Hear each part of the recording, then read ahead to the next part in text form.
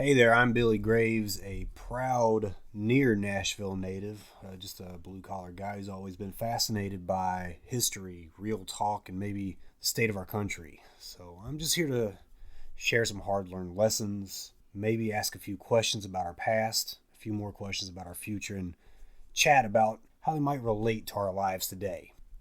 Hello there, my name is Hector Graves. I am a current enrollment in TSU with a associate's degree in political science and a cognate in pre-law.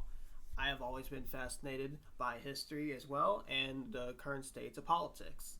Nobody knows who MTSU is, son. Well, who is MTSU? MTSU is Middle Tennessee State University. All right, that's a little better. So, there's an old saying, the more corrupt the state, the more numerous the laws. So back in the day, this wasn't just words, it was a warning. So imagine a Rome that once shined bright with promise, now creeping into darkness because of ambition and division. So tonight we're going to talk about that wild ride, the fall of the Roman Republic, and see how some of those same vibes are playing out today. Think of it like this: if one bold move could flip the script back then, what's stopping us now? Let's jump into a story that's as relevant as your favorite hometown anthem. Now, son, what do you think that old saying means in our world today? The more corrupt the state, the more numerous the laws. Now, what that means to me is that means basically anything can change, whether it be something small or something big. Sometimes it can just happen spontaneously. Sometimes it builds up over time, like Rome. Sometimes it'll be able to fall apart seemingly overnight, as you say. But sometimes it can also be like years, possibly decades, if not centuries down the road. And sometimes the signs are always there, but sometimes people also choose to ignore it. Can you think of any moments in recent times when one bold move shifted the conversation? Now, I would say possibly the election. Let's go all the way back. I would say possibly the election of 1796, when the U.S. was first starting to get into its toll. Now, for the first, I would say 8 years, the United States were truly the United States. We were able to garner behind a single figure, that being General George Washington, our first president. However, after those 8 years, there was a huge power vacuum. Who would be his replacement? Who would be next? Now, seamlessly, the obvious answer would have been his vice president, John Adams. However, over the course of George Washington's tenure, political parties started slowly rising. This, however, was able to, I would say, kill what the United States was trying to be. The United States was trying to be a nation of one person, one nation under God, and that's what George Washington wanted. George Washington even what's the word I'm looking for? George Washington even warned us about political parties, that this would seemingly divide the nation, not unite it, because we are the United States of America. John Adams, unfortunately, went against those words, forming the Federalist Party. Now, the writer of the Declaration of Independence, being Thomas Jefferson, had a lot of disagreements with John Adams. Thomas Jefferson decided to form his own political party, the Democratic Republican Party, along with the famous John Jay, James Madison, and Alexander Hamilton. Well, son, if I don't cut you off right now, you're going to keep going. I think an operative part of that question was in recent times. What year did you say you were talking about? 1796. Yeah, I remember it like it was yesterday. I was there. Yeah. Well, how's the idea of a shining promise turning dark speak to you? Now that speaks to me because a shining promise, that should be something that would bring everyone together. It's something that everyone goes, oh, this is what we have to look forward to. However, darkness, sometimes that promise does not go as planned, or sometimes the person that promised it goes against his own words. Sometimes he doesn't deliver that promise, and sometimes he promises us that promise only just to get himself into power. All right, let's set the scene. Picture this: Rome at the height of its game, a city that wasn't just a place but a powerhouse built on grit, ambition, a whole lot of contradictions. As Rome grew, so did its problems. So with every new territory came more wealth and, sadly, a bigger gap between the haves and the have-nots. The values of duty and honor that once held the republic together, they started to wear thin under the pressure of greed, personal ambition. The streets, the markets, and even the back alleys of Rome, they turned into battlegrounds where old ideals kind of clashed with a real-life struggle for power. So how do you think the rapid growth of Rome parallels today's economic boom and social challenges? Now, Rome was a very powerful nation. However, with power also comes corruption and also comes problems. As you said, the more Rome grew, the more its problems also grew. And I would say that's also with the United States. The United States' influence on the world is slowly growing over time, and it still is today. However, that also brings in a bunch of problems, whether it be domestic problems or foreign problems, whether it be people on the inside hating what the U.S. is standing for, or whether people on the outside are hating what the U.S. is standing for. Now, the economic problems is going to continue to grow, and the United States seems like it's going to continue to grow its influence across the world. It's going to continue growing as a nation, and it's going to continue pushing its agenda towards people, and people are either going to really like it or people are either going to really hate it. Now, economics is one thing, but the United States is definitely going to be more powerful nation. They're going to get more and more powerful over time. Now, whether that be a good thing or a bad thing, I'm not sure. Only the future will tell. So what modern examples can you see where ambition has eroded traditional values? I would say renaming the Gulf of Mexico to Gulf of America. Now, that is a very big step for me to say. For over a century, it has always been known as the Gulf of Mexico. And it wasn't until the election of 2024 where everyone seemingly seems to come back on, I would like to call, the McKinley era. Now, William McKinley was a president back in 1896. And under his presidency, the United States was able to become a world power, gaining all these lands from all over the world, whether it be the Philippines, or Guam, or Hawaii, the American Samoa, Panama. Now, Trump seems like he's trying to be the next William McKinley. He seems to be in his McKinley era. He seems like he wants to go all over the world, whether it be to Greenland, or whether it be renaming the Gulf of Mexico to the Gulf of America. In your view, what are the modern quote-unquote battlegrounds where these ideals clash? These ideals of clash will be under Panama. Now, the United States has shown has no secrets of wanting to control Panama. However, that would get us into a war with China, who is also trying to get into Panama. Now, that's a huge battleground to get into. That's a huge debatable topic to get into as well. Yeah, we can probably save that for another episode, unless we get canceled from day one.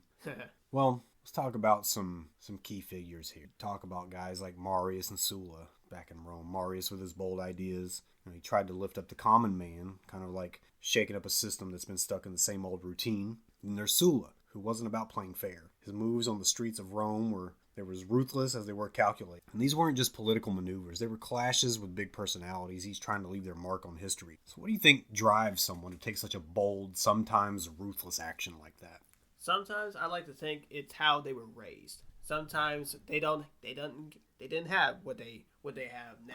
Sometimes they would be, let's say, one of the poorer, lesser-known people in the town. They do not get what they want. They did not get the attention that they wanted. And now that they finally have the platform to do what they want, they're willing to do anything that it takes for them to get that thing. In other words, you want what you didn't grow up having. Exactly.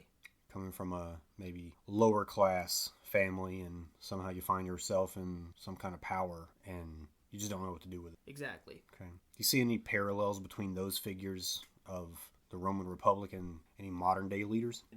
Now, I won't know about modern day leaders, but definitely our earlier leaders, such as Jackson, Van Buren, and let's say James Polk as well. They grew up relatively modest. They had relatively lower income, especially for the aristocratic Americans back then. Jackson was known as a president of the common man, and despite his various problems, the common man seemed to push aside his problems, seemed to push aside his flaws. They're like, oh, this guy grew up like us, and he was able to become the most powerful person in the nation. So we should obviously listen to what he says, even if what he says or do sometimes goes against, sometimes goes against traditional values, sometimes goes against civil rights or basic human rights. Okay. Well, let's jump back to Rome. The whole setup was falling apart. Okay, the rich kept getting richer while the everyday folks were left feeling squeezed and forgotten. The backbone of the community, the small farmers and the working people, began to crumble under the weight of unchecked ambition. It wasn't just politics. was about life and community and struggle for fairness. What modern situation remind you of this growing gap between the rich and the poor of Rome? I would definitely say the influence that millionaires and billionaires have been having on the internet for the last decade and a half. It's kind of scary because back then we didn't really think of those millionaires or billionaires as we do today. They didn't have the platform that they have now. It seems like they're put more in a positive light, more under the spotlight, you may say. It seems like we're focusing more on them than we really are on our own well-being or own politics or what we think is good. We're always thinking, oh, what do they think? And follow what they do. And I guess you're talking about the Elon Musks and the Jeff Bezos and the like, yeah? Yep, you got it. I'm still not sure. This is just my opinion. I'm not sure how he became so important. We didn't vote this guy into any office. We did not. But he's there. He is there. And I want to remind everybody that we're trying to keep a centrist view on today's political landscape. We don't want anybody to feel like their side is being attacked. And really, it kind of disgusts me that there's a their side and our side. But that's kind of how we are right now. And I want this to be kind of a melting pot for conversation. But looking back on everything, how do you think that a community can hold itself together when its backbone is under strain? I feel like they can come together by, ironically, staying close to one another. Yes, many people have different political views. Yes, many people have different beliefs. Many people have different religious beliefs or civil beliefs or just what they think is good or bad in general. However, as Abraham Lincoln once said, a house divided against itself cannot stand. And that is true. Even if we are against each other, even if we're more divided, we still have to reign together. We still have to be together. We need one another. Nobody should hate each other for what they believe in. Everybody needs everybody. And whether we like it or not, that is the key to our success. That is the key to this nation of being a nation. The key for this nation surviving. Well, let's look at the breaking point of what happened in Rome when one move changed the game forever. And I'm sure we'll be able to draw some parallels. Again, back in 49 BCE, Julius Caesar made a move that was part guts and part genius. His crossing of the Rubicon wasn't just a military step. It was a full-on declaration that the old rules didn't matter anymore. Imagine walking into a room knowing full well you're about to flip the whole system on its head. What do you think it takes for someone to challenge an entire system like that? Definitely oppression. Julius Caesar, like many others back then, probably felt like they were oppressed by a government that they think does not care for. Julius Caesar probably wanted to be heard like everybody else. The only difference between him and everybody else is that he actually did it, is that he actually went out and made himself heard. And how's the idea of flipping the script resonate with you in today's context? Sometimes there are moments where I feel like I should go out there and do something, whether it be for myself or for others. Now that's a good question as well. Sometimes I wonder, does my voice really matter? Sometimes I wonder, do I really have a choice in anything? However, I know that I do. This is a land of opportunity, and I am willing to take anything to get my goals or everybody else's goals. Can you draw any parallels to moments in modern history where a single act changed everything? I would definitely say the civil rights movement of 1960. Definitely people back, whether it be African Americans, Latinos, Asians, I feel like all of them probably felt oppressed by their government, as Julius Caesar did and other people back in Rome. And they took it upon themselves to make it clear that their voices need to be heard, that they need to be out, that they need representation in government as well. Let's talk about the moment of collapse for Rome. The air was thick with tension. It was like a calm before a storm. Rival factions, they started clashing. The Roman Senate, once a place for careful debate, turned into a battleground where ambition ruled over reason. And in those chaotic days, the Republic lost its footing, and with it, the dream of shared power. What do you think causes a peaceful debate to turn into chaos? Possibly poking more fun at the other side. Instead of listing down your own problems, you start listing down the opposing team's problems. Instead of going, oh, this is what I think, you instead go, oh, but you believe in this. And that will make people obviously angry. That will upset many people. And for some reason, it seems like people back in Rome just seem like they like to do that to each other. As you mentioned, factions, like one faction of a party will believe in this, while the same while a different faction in the same party will believe in this. And they'll go against each other. So say if it's two sides, in reality, it's more like 8. Because there's 4 different sides. on each side, opposing with each other. And that will create more calamity. That will create more division. Have you seen instances where ambition overpowered reason in our current political scene? I would definitely say yes. Definitely in modern times. I would say after the election of 2012, it seems like politics just kept on getting more and more mainstream, and people kept on getting more and more extreme with their political views. Like, people kept on becoming more out there with what they believe in. Fights were more of a viable option to them. People seemed like they could freely insult each other for what they believe. And this should not be how it is. I'm friends with people on completely different parts of the political spectrum, and I feel like as a moderate, I like to think myself as a moderate, I feel like we can all get along, and I feel like this country is not as divided as people say it is, and I would like to believe that. But people seem like they like to get their political views in the way. Like, they seem like they want to freely say what they believe in, and it seems like the opposite side wants to like fight them for it. This isn't how it should. Yes, you can freely express what you believe in, but people should also realize that there is a peaceful way to tell people what they believe in, rather than jump into conclusions or jump into violence immediately. I think a lot of that has to do with social media. Exactly, I've led to. I mean, as social media became more and more, I guess, popular, people probably saw an option to kind of be obnoxious and not metaphorically get punched in the mouth for it. I think there's a difficult balance there. Social media is really venomous when it comes to that. All it takes is looking at a political leader's latest tweet.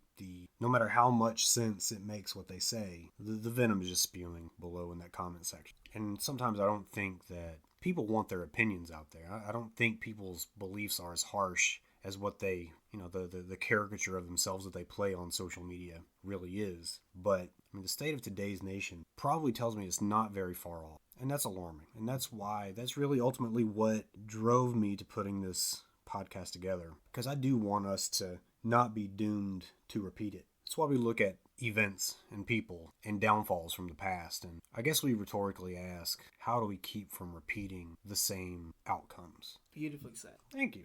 Well, right after Rome was thrown into a whirlwind of violence and uncertainty, you have to look deeper at the long-term fallout. The birth of an empire where one man ruled all, moving away from the idea of teamwork, moving away from the idea of community decision-making. It was the end of an era, a hard lesson in how fast things can fall apart when personal ambition trumps the common good. How do you see the shift from teamwork to individual power playing out today? Because it almost looks like that's what we have going on. The role of the president is he or she should be the people's voice. Is as the song says, the one we chosen for the nation, the one we salute one and all. However, it seems like those lyrics are slowly getting more and more outdated, because it seems like he's just a pawn. It seems like he's just a voice for a specific part of a political party. We need a leader that I think could unite all of us, whether it be on the left, or whether you be in the middle, or whether you be on the right, or wherever you. It seems like we need a leader right now that everyone can unite. And you're not pointing at any specific individual. You're not specifically talking about the current president or the previous president or the previous before that, which was the same guy. But you're talking in general, right? In general, yes. I'm absolutely poking no fun at the current administration, the previous administration, or the administration before that. I feel that they did what they wanted to do, and I feel like they did what they thought was right to do, and I commend them for that. I respect them for that. Every one of our leaders, I respect all of our current leaders, but there are instances where I feel like maybe we could be more united behind another figure. Maybe we could be united underneath another political figure. Well, let's fast forward to today. Believe it or not, the echoes of Rome's wild ride can still be heard in our modern world, right here at home and on the global stage. But today, our battleground isn't ancient marble halls. It's in our modern legislatures, online debates, the daily news cycle.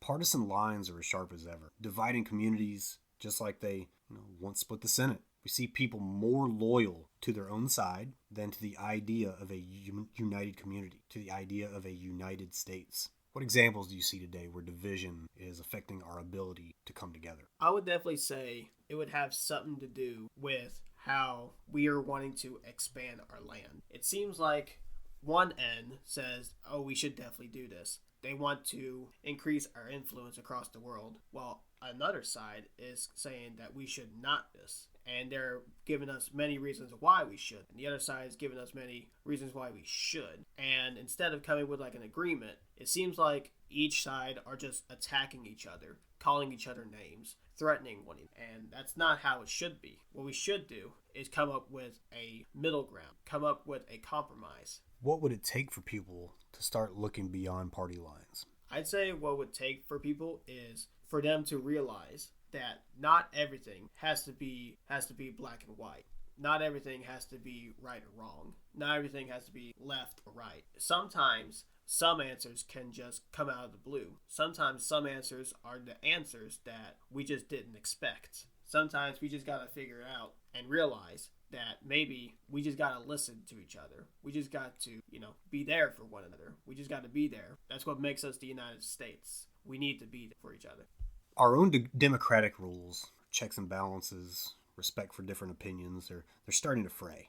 It's like watching an old, trusted tool slowly wear out. When we let personal ambition and short-term gains take over, we're really setting ourselves up for the same kind of collapse that hit Rome. Today's leaders, under the glare of a 24/7 media, social media buzz, they're constantly in the spotlight. Every move is dissected, and sometimes the drive for bold, immediate action can edge into dangerous territory, just like in ancient times. The challenges that we face, be it economic or social divisions, they're a lot like those that once tore apart Rome. Just look around. Rising economic inequality, social mistrust, and a relentless push for power. Those are the modern red flags. The same ones that warned Rome's downfall. We've got to ask ourselves, are we on a similar path? And what can we do to steer clear of a similar fate? Now, what warning signs do you think are the most urgent for us to address today in 2025? The most urgent signs that I believe are definitely the factions that are slowly forming in each, whether it be in the right, where you'll be labeled either a huge fascist, or whether it be on the left, you're considered a socialist. Like whether you be too far to the left or too. What people need to realize is that if we allow ourselves to create these factions, not only are we going to be more divided, but we have a more higher chance of this nation slowly dwindling down like Rome. From the collapse of Rome, there's some hard-earned lessons that still hit home today. We have to preserve the pillars of democracy. Just like a well-built barn needs constant care, our institutions need constant nurturing. When we let ambition and division take over, everything starts to crumble. We have to champion economic justice. Back then, the gap between rich and poor, it was a powder keg. Today, if we let economic inequality grow too wide, we risk the same kind of fallout. We have to resist the siren call of populism, quick fixes, and flashy moves. It might seem like the answer, but they rarely build lasting strength. Real progress comes from steady, thoughtful work, not a one-night show. If we let things slide, if we ignore the signs, we might just find ourselves repeating history. But there is hope. With a commitment to fairness, genuine dialogue, and a shared vision for the future, we can write a different ending. Every act of civic courage, it adds up to a stronger, more united tomorrow. Do you think that if we take these lessons to heart, I genuinely think we can have a better future? Not so much doom and gloom, but how can we as everyday people contribute to a fairer, more united community? What changes would you like to see that could steer us away from repeating past mistakes? I would definitely say listening to it. It seems like no one wants to listen to each other. Like once we hear what we want to hear, we completely tune out everything else. We completely ignore everything else. Everything else that's presented to us is no longer valid to us because of what we believe in. But I believe that kind of ignorance could make us go down the path of Rome. This could destroy us. However, if we were to listen to the other side, if we were to listen to our quote-unquote opposing team, we would possibly get more done because this is a land of freedom. This is a land of the United States of America. We need to listen to each other. We need each other. This land cannot strive if we do not work together. And I believe the way we can do that is if we truly just listen. As we wrap up tonight's chat, I want to leave you with some straight talk. To my son, to everyone listening, leadership is not about being handed a title. It's about rolling up your sleeves, showing up with integrity, and caring for your community like you'd care for your family. Now, our deep dive into Rome isn't just history. It's a mirror showing us what can happen when we lose sight of working together. In our own lives and our own communities, we have the chance to build something better by listening, learning, and standing together. Whether you're out on the farm, in the city, or anywhere in between, remember that true strength comes from unity and genuine care for one another. So thanks for joining me on this journey through time and truth. keep your heads up, stay true to what matters, and let's build a future we can all be proud of. Until next time, stay engaged, stay real, and take care of each other.